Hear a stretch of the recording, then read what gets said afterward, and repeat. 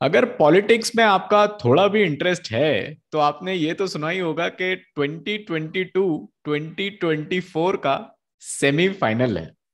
अब वैसे तो 2023 में भी कुछ इंपॉर्टेंट इलेक्शंस हैं, लेकिन अगर सब लोग इसे सेमीफाइनल कह ही रहे हैं तो हम भी इसे सेमीफाइनल कह लेते हैं। स्टेट इलेक्शंस हैं यूपी, उत्तराखंड, पंजाब, गोवा और मणिपुर में, जो करीब एक महीने बाद स्टार्ट होंगे और 10 मार्च को रिजल्ट भी आ जाएगा। आज बात करेंगे इन्हीं स्टेट इलेक्शंस की।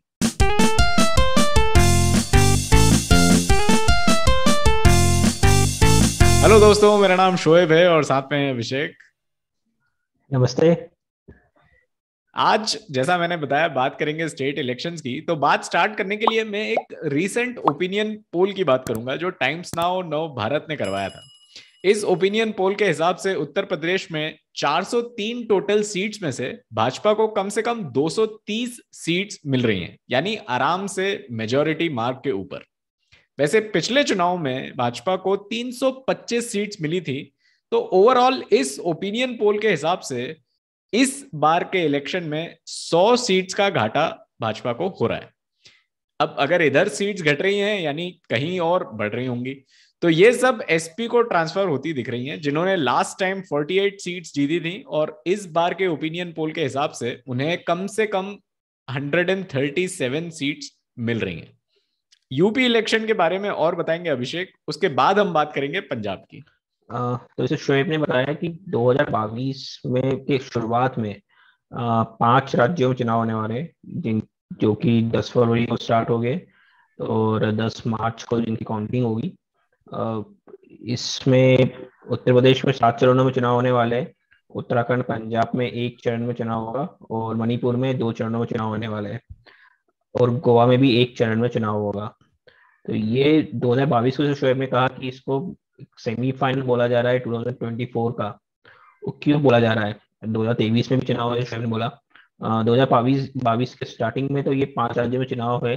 उसके साथ साथ 2022 के आखिरी में दो और इम्पोर्टेंट राज्यों में चुनाव है, वो है गुजरात और हिमाचल प्रदेश। पर आज हम बात करने वाले हैं यूपी, पंजाब और गोवा के इलेक्शन के बारे में कि वो क्यों इम्पोर्टेंट है, खासतौर पर यूपी और पंजाब कांग्रेस और बीजेपी के लिए या बीजेपी के लिए क्यों इम्पोर्टेंट है और क्यों उसे एक तरह से सेमीफाइनल बोला जा रहा है। सबसे पहले बात करते हैं यूपी चुनाव की। अगर हम यूपी असेंबली की बात करें तो यहाँ पे 403 सीटें हैं विधानसभा में। और जैसे कि हम बोल रहे हैं कि 2024 के लिए बहुत इंपॉर्टेंट है, तो इसलिए इंपॉर्टेंट है क्योंकि यहाँ पे लोकसभा की 80 सीटें हैं। और अभी बीजेपी के पास इस 80 में से 62 सीटें हैं। हम जानते हैं कि बीजेपी के लगभग 300 के करीब अभी लोकसभा में एमपी है। अगर उसमें से 62 अगर यूपी से आ रहे हैं, 20% एमपी इनके यूपी में से आ रहे हैं, ये काफी बड़ी संख्या है।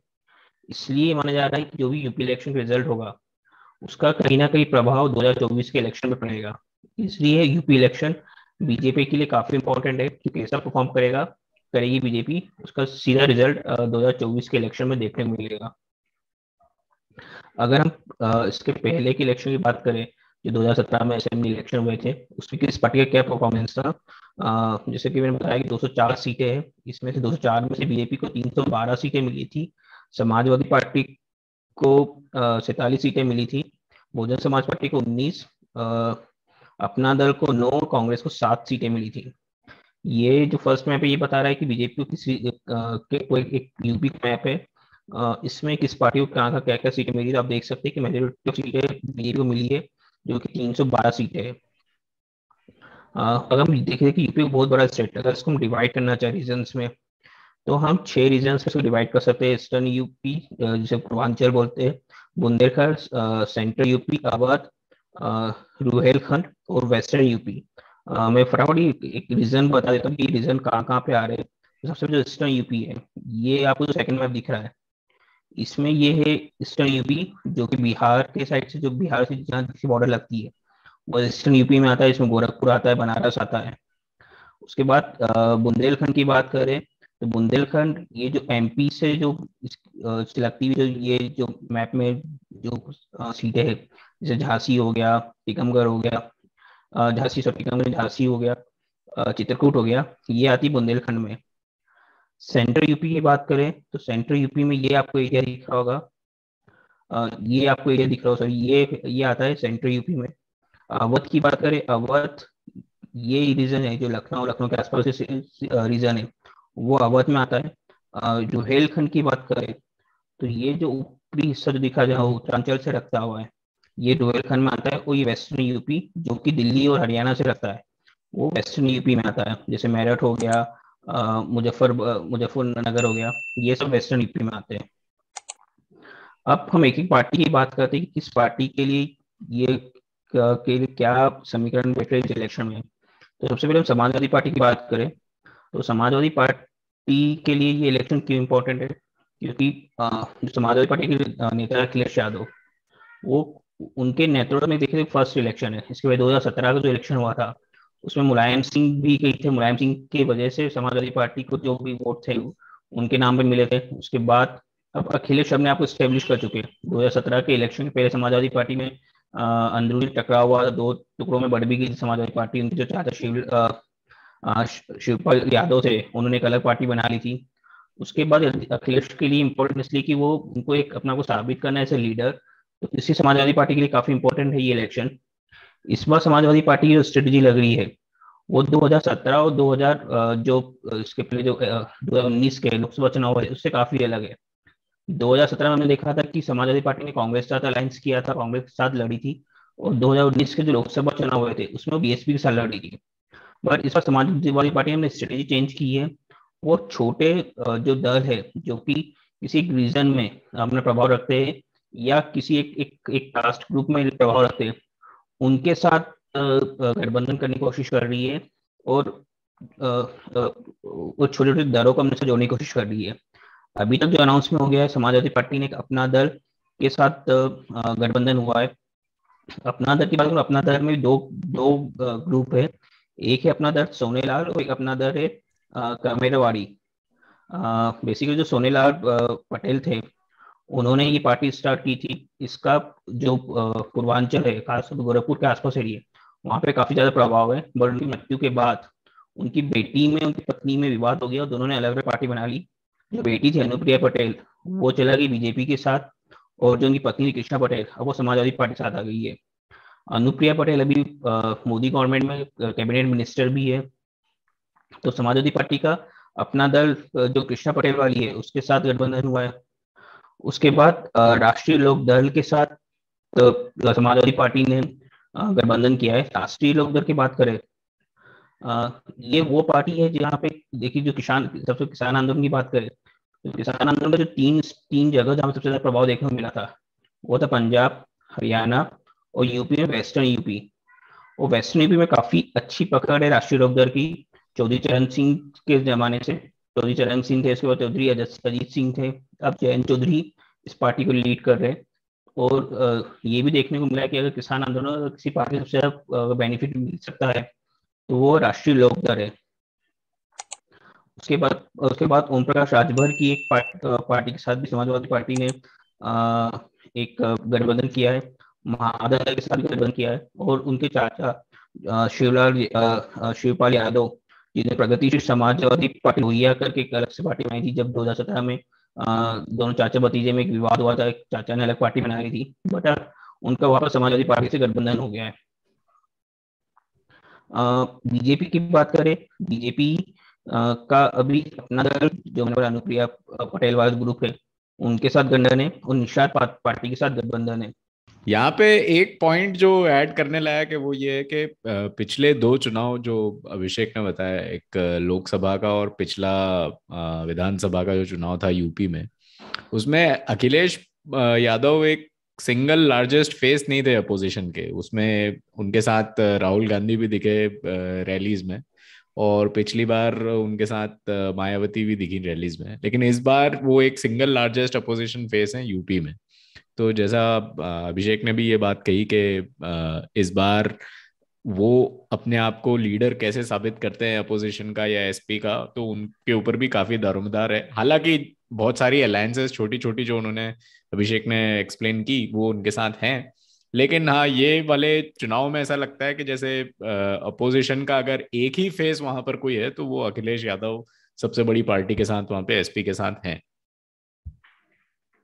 इसमें एक और पॉइंट मैं ऐड करना चाहता हूँ कि अभी सब बोल रहे हैं कि बहुजन समाज पार्टी को कोई काउंट नहीं कर रहा है, but Bahujan Samaj party BSP का भी एक काफी बड़ा वोट बेस है यूपी में। और जो एंटी बीजेपी जो वोट जाएगा, क्योंकि 5 साल से बीजेपी की सरकार चल रही है, एनडीए में कमंसी रहती है, तो वो कितना वोट बीजेपी बीएसपी काट पाती है उस पर डिपेंड करता है कि समाजवादी पार्टी कितना गेन करेगी।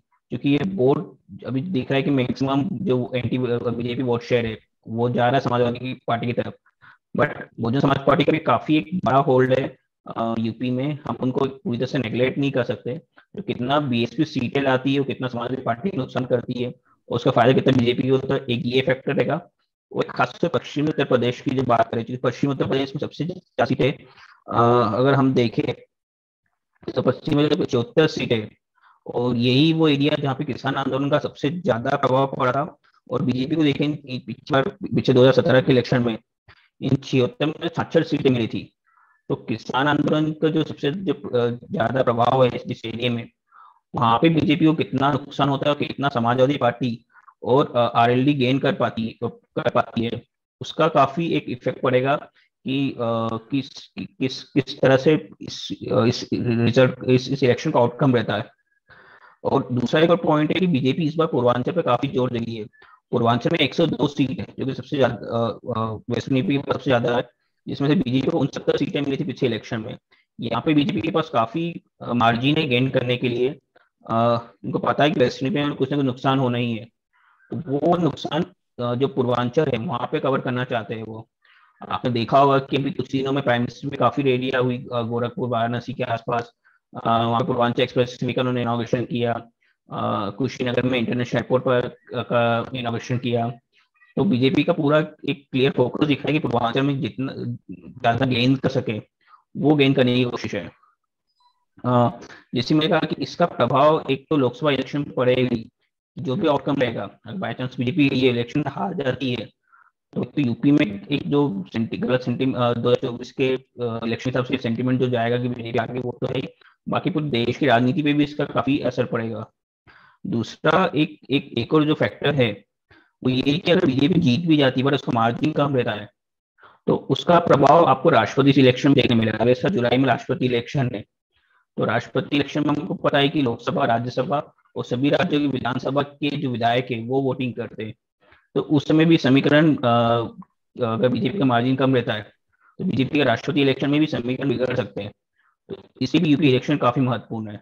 तो अब यूपी इलेक्शन में क्या होता है वो तो हम आगे भी और बात करते रहेंगे। इसके बाद हम बात करते हैं अगली स्टेट की, जो है पंजाब। तो पंजाब की बात करें तो एग्जिट पोल के हिसाब से, ये वही टाइम्स नाउ वाला एग्जिट पोल, उसके हिसाब से टोटल 117 सीट्स में से आम आदमी पार्टी को कम से कम 53 सीट्स मिल रही हैं और कांग्रेस को 41।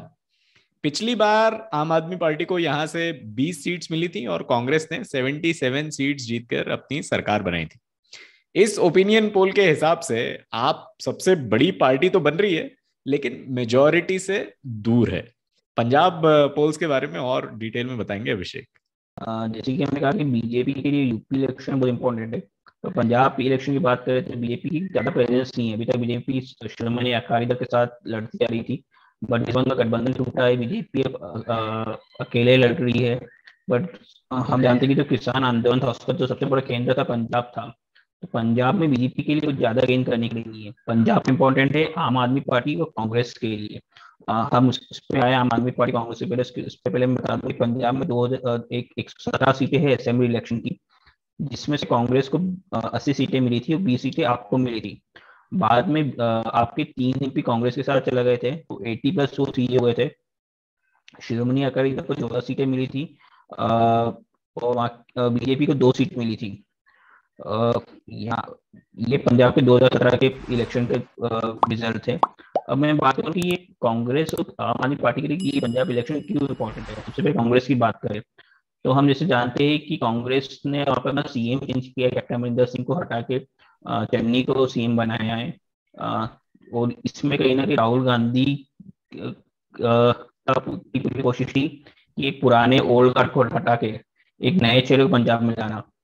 तो पूरी कांग्रेस की राजनीति के लिए ये बहुत इंपॉर्टेंट है कि अगर कांग्रेस अगर चुनाव जीत जाती है तो राहुल गांधी का जो फैसला था कि ओल्ड गार्ड को हटा के किसी नई जनरेशन को लाना, उसका प्रभाव पूरे दूसरे प्रदेश पे भी पड़ेगा, जैसे राजस्थान हो गया, मध्य प्रदेश हो गया, यहाँ पे भी प्रभाव प्रभाव पड़ेगा। तो कभी हार जाती है कांग्रेस पंजाब इलेक्शन, तो ये जो पूरा राहुल गांधी का फैसला था कि उन्होंने इतने इतने कैप्टन अमरिंदर सिंह जैसे बड़े नेता को हटा के एक नए चेहरे को लाए, तो आगे जाके उनको दूसरे राज्यों में ये करने में काफी दिक्कत आ सकती है अगर कांग्रेस ये चुनाव हार जाती है। और दूसरा, कांग्रेस के पास गिनती के कुछ ही राज्यों में सरकार है, वही पंजाब भी अगर कांग्रेस हार जाती है तो ये काफी बड़ा नुकसान होगा कांग्रेस के लिए। अब आम आदमी की बात करें, आम आदमी पार्टी का पिछले कई साल से प्रेजेंस है। उन्होंने लोकसभा में कुछ सीटें जीती, पिछली बार के विधानसभा चुनाव में भी काफी उम्मीदें थी, पर 20 सीटें ही जीत पाई थी।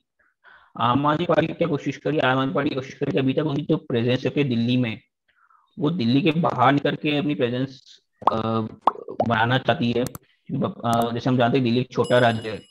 आम आदमी पार्टी कोशिश है कि अगर वो नेशनल एक लेवल की पार्टी बनना चाहती है, जो आगे जाके एक नेशनल पार्टी बने, जो बीजेपी कांग्रेस को चैलेंज करे, तो इसलिए आम आदमी पार्टी पहले छोटे छोटे राज्यों को टारगेट कर रही है, जैसे पंजाब है।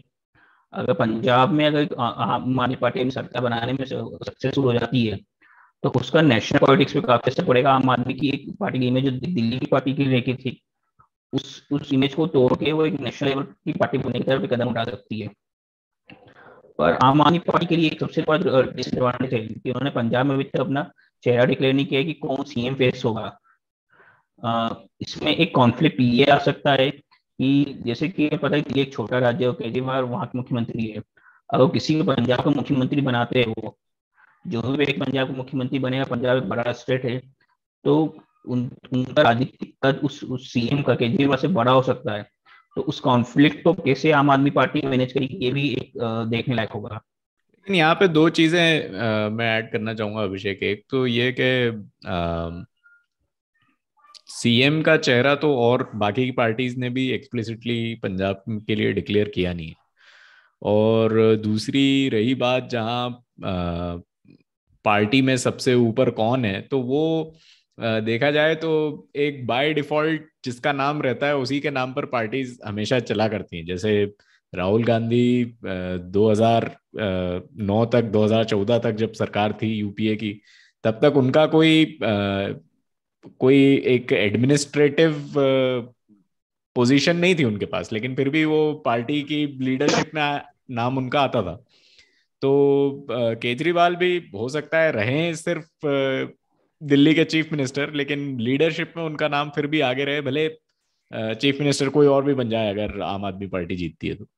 मुझे एट दिस मोमेंट पर्सनली मुझे ऐसा नहीं लगता कि ये कोई बहुत बड़ी बात रहेगी कि लीडरशिप पे उन पे चैलेंज आ जाए। नहीं, बट यहाँ पे अगर आप कांग्रेस से कंपेयर करें, तो कांग्रेस में गांधी परिवार की के सेंट के अराउंड ही, गांधी परिवार काफी सालों से है, तो उनके अराउंड ही कांग्रेस पार्टी है। आज आज आज के टाइम में गांधी परिवार के अलावा कोई कांग्रेस में कोई एक ऐसे सर्वमान्य लीडर नहीं हो सकता। बट कोई पंजाब का मुख्यमंत्री जो भी बने, हर किसी की एक महत्वाकांक्षा होती है। उसको भी लगेगा कि मैं एक बड़े राज्य का मुख्यमंत्री में केजरीवाल की क्यों सुनूं। तो वो एक कॉन्फ्लिक्ट होने के चांसेस है, जरूरी नहीं ये हो, बट ये हो सकते हैं। उसको केजरीवाल कैसे मैनेज करेंगे, जो मुख्यमंत्री बनेगा उसकी क्या महत्वाकांक्षा है, डिपेंड करेगा।